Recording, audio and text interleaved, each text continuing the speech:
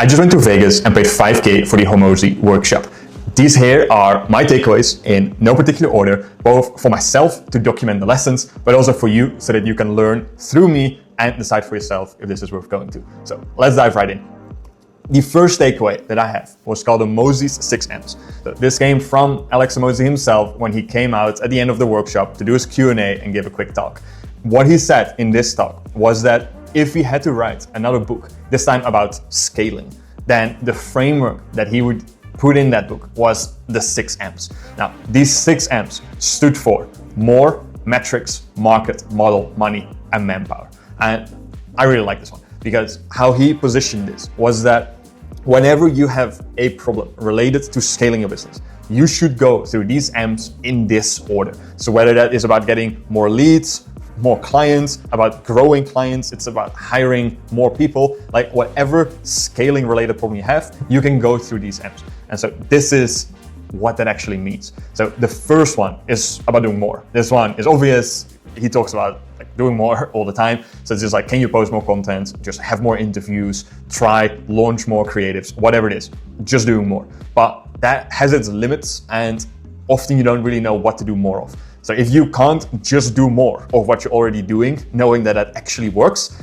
then you have to go to the second one, which is metrics. Now, as someone who runs a bookkeeping and CFO firm, I love this one because this is what we see with our clients as almost always the main bottleneck, is that they don't actually know what is working. You know, because think again about just the obvious example of getting more clients. Like, if you don't know where your clients are coming from, you don't know what to do more of. Like, should you post more content? Should you go to more events? Should you run more ads? Should you have more referral partners? Like, you can do more of anything, but if you don't actually have the metrics that tells you what the CAC is of each channel, what the lifetime value is from the clients that come from that channel, like how much you can actually spend on that channel, like you can't just randomly start running more ads and then you're actually just in a loss, or hire a ghostwriter or whatever, do more content, whereas actually you're not getting any clients from content. So it's like, if you don't simply know what you can do more of, then you should have your metrics in order so that you can actually see what is working and then you can start to do more. Now, after you got your metrics and you're doing more and you're still not really scaling, that is when you should look at your market. Again, this one comes down to the metrics. Like, what really is the TAM of your market? Like, how many people can you actually reach? Like, are you looking in the right place? Are you in the right industry? Like, at some point in the market may become the bottleneck. After you know, like, market should be fine, there's competitors who are 10 times the size of you, and this is not the main constraint of your goal, then you should look at your model. So like, how is this actually working? Do you have a good money model in place? Like, are you actually getting clients profitably? Are you making enough money from them over their lifetime, or whatever it is that you're trying to solve? Does the model work? Like, if you hire, like if it's about people, are you retaining them long enough? Is there a good model in place that they can get a progression, like have their salaries scale up? Like, that can become the constraint after you have made sure you're doing enough and you know actually that it works. You may have to look at the model, see how you can improve this. After the model, then it's about money. At this point, this is where you're really looking at it, like what actually is the money that you're putting out and the money that's coming in. Can you optimize anything here? You know, this is sort of the downstream effect of having a better model, which means like there should be coming more money into the business that you can reinvest. Like, that is of course what the ideal scenario is, that you start to know here exactly like every dollar you put in, how much is coming out. And there's like different tweaks you can do even around like payment terms, for example, to make sure that you're really optimizing how money flows through the business. And then once you have that in place, then the last M is about manpower. You know, when everything is working, that's when you have to look at bringing in more and more people. And this is where that cycle is so nice, where it's like, you know, the people side, that is really where most of your problems will start to come up, because now you're dealing with other people who all have their own goals and their own problems. And so that's where you then again have to look through this framework and go through it. Like, okay, how can you just do more, get more people, get better qualified candidates, like seeing the metrics, where are those people coming from, how much do you have to spend for it? And so like figuring out this last M, you know, is a whole scaling problem in itself. But I really liked this framework. And I'm immediately using this myself now to think through our problems and just seeing like, hey, can't we just do more? Should we just have metrics? And surprisingly for us, is a metrics problem where even I myself am not tracking enough metrics about the things we're doing. And so that's what I've now immediately put in place after the workshop. So first takeaway there, very useful framework and very interesting to see how they actually think through these problems. Then the second takeaway was about the money model itself. Because for me, when I go to these events, when I pay that money, one bit of the value is just the information you get and the people you meet. Almost half of the value I usually get from events like this is just learning from them how they actually sell. Like, how did they sell me to go to this event? How did they sell these other people? And what really is the model they're running? And in this case, my mind was blown because their funnel here is so good that you'd be a fool not to pay attention to this and try to learn different things from it. Because for them, like, it is no secret that this workshop is just the start of their funnel. So what they have here is that 5K workshop on which they very obviously pitch their next step, which was more like the strategy session, kind of like the elevation from the workshop for 35 grand. And then from there was even another upsell, but also like long-term, this may turn into them actually investing in the business. Now, that in itself, very clear funnel. But what we saw there was just insane how this goes into practice, because it's like this workshop runs every week. For us, there were 100 people there. It seemed to be that this is just filled out every week. So that is the first step. Then in the room that I was in and some of the other people I spoke to and some of the people I know who went to different workshops, it seems that around 30% of the room takes the initial upsell just right there on the spot.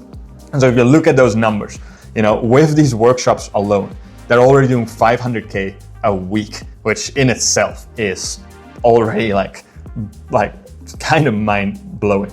But the craziest is that of these 100 people that run every week, if around 30 people go for the upsell, and honestly, it might even be more than that. That is 1 million every week that they are adding with this upsell on top of the tickets here.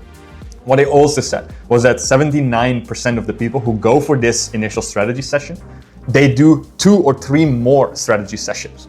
Because it's like, you get it once, you know what to do, you execute, and then you need it again, and then again. And so since these workshops are still pretty new, it may even be more. But like the lifetime value of every sale they make here is an additional like 2 or 3 times this session. So that might be another 60 to 90K. So if you really look at the lifetime value of a month of workshops here, it's that they have the workshops, then they have the strategy upsell, then they retain those people. And so that's adding 14 million every single month, which is just insane for a workshop funnel. And the craziest thing is that for them, the real money sits in the acquisitions that they're doing.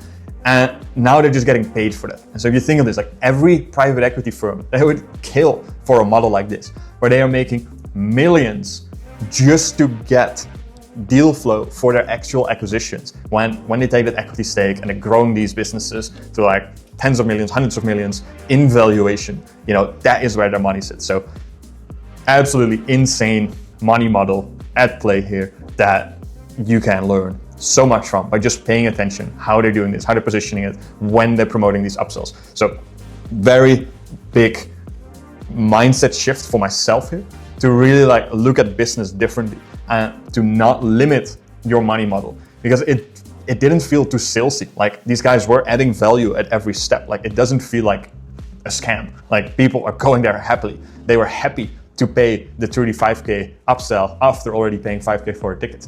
These people would be happy to have Hormozi invest in. I would be happy to have Hormozi invest in my business. And so in that sense, it's like their money model is just so strong. And because they're adding so much value, they can charge those prices and they get all these upsells. So especially for businesses where you just charge a flat fee, ongoing, never really have any ascension, just going to this workshop and paying attention will just show how much money you might be leaving on the table by not having any other options to add additional value to the clients you're working with. So don't limit your money model. Then my next takeaway was called the right problem and right solution. So this one came from his team as they were talking about what you should focus on as the CEO. Now, in itself, this was a pretty basic concept, where everyone already says that, like, yeah, you should focus on the right thing, but then you don't know if you actually are. And so what they went over was this sort of focus matrix, where you have like wrong problem, wrong solution, and right problem, right solution, and then the different variations of that. Just going through this is obvious. The place where you don't want to be is that you're working on the wrong problems and that you're even trying to solve this with the wrong solution. Not a good place to be. Other place you don't want to be is that you are thinking about the right problem for your business, but you're solving this in the wrong way. Not a good place. Or focusing on the wrong problem, but solving this in the right way, also not helpful. Then, of course, where you want to be is right problem, right solution. This matrix is quite obvious. Still, just thinking about this alone was kind of helpful to just make sure that you're actually conscious of what you're doing and you're not just in some routine where you're not even thinking about if you're doing the right thing. But what I really liked is a little offhand comment they had there to know whether you're in the right spot. And that is that you should look at your bank account, because that will tell you exactly if you are in the top right or not. Because if you're always busy, you're always working, but your business isn't actually growing and your bank account isn't growing with it, then it doesn't matter how smart you are or what you think you're doing. You are not focused on the right problem and you're not solving this in the right solution. And so I really like that. So if you're unhappy with how fast you're growing right now or how much money you're actually making, then you know that you have strayed off the right path and you're either focused on the wrong things or you're trying to solve this in the wrong way. So I really like that frame. Look at your growth rate and your bank account, and then you will know if you need to change something in the way that you're operating right now, because businesses can grow very fast. Everything else there is noise. So I like the takeaway. Then my last takeaway here. This one came from the Q&A section in the end. And this was where Hormozi was answering questions from some of the people in the audience. And so the point here was that your risk has to scale. This takeaway that I got came from a question that a 40 million a year founder asked Alex. And her question was like, how do we get to 100 million? They were mostly doing organic content. They were selling like a Botox alternative. Don't know the business, but interesting business nonetheless. They were just doing content. They were growing quickly, but they weren't really like breaking through now to that 100 million plus level. And so just with that bit of context, right? Like they're just posting organic content. It was still the founder doing a lot of the content. They had a couple marketing people in-house, not really doing too much else. They were running some ads as well, but it was really like still the founder involved doing content. So the easy things to say here are like, oh yeah, just, do more, or like hire an agency, or like try and build an in-house team. But in my opinion, like those types of answers where it's like, it's just so obvious, are just kind of the cop-out answers, right? Because everyone already knows like, oh yeah, you should do more, kind of going back. Usually it's like, yeah, it's like when someone already knows that they should do more, it's like, yeah, hiring an agency is probably going to help. If you just repeat that, they don't really take action because they were putting it off for a different reason. And so what I really liked how Hormozi put this was that you have to essentially change the way that you're thinking about growth. And what he said specifically is that, the risk that you're taking or the bets that you're making, this must scale with the level of your business. And so it's like, if you want to make, if you want to make 10K, you must be willing to lose 1K. That's just the risk that's proportionate for that level of money. If you want to make 100K, you must be willing to lose 10K. You must be investing enough money that is reasonable to have a 100K outcome.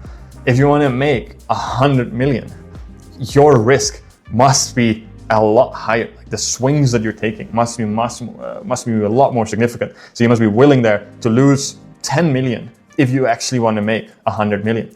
But there, what they talked about was not just as the founder posting more content, but going all in, hiring 2 or 3 agencies to really like just get so much volume and to really see what works, while at the same time bringing on more in-house people so they can learn from the agencies and also help coordinate it and do more. It's to increase the ad spend, try different channels. Like they were talking about going to TikTok, and it's like just the level of effort that goes into going from like the 40 million to 100 million is so much different from going from 0 to 10K or from 10K to 100K. At that level, hiring one agency is already kind of a bigger risk. But once you're doing 40 million, if you actually want to grow past that point, it's not just about, as the founder, doing a bit more content. It's actually about making real investments, real bets into your growth.